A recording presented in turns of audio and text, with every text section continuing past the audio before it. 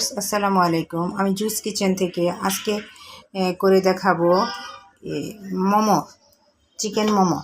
তাহলে আমি আজকে পুরটা আগেই করে রেখেছি। এটা মাংস ব্লেন্ড করছি, ব্লেন্ড করে তারপরে কড়াইতে একটু সেঁকে ওটা নিছি। তো এখানে আটাও করে রেখেছি।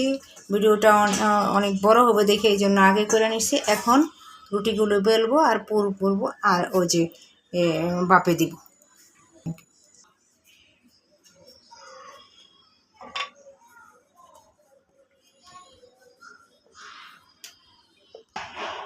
এখন একটু পুর নিব। পুর নিয়ে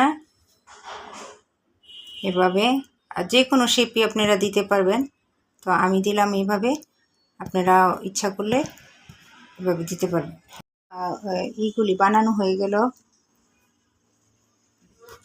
হ্যাঁ, এখন চিকেন মোমোগুলো দিয়ে দিচ্ছি।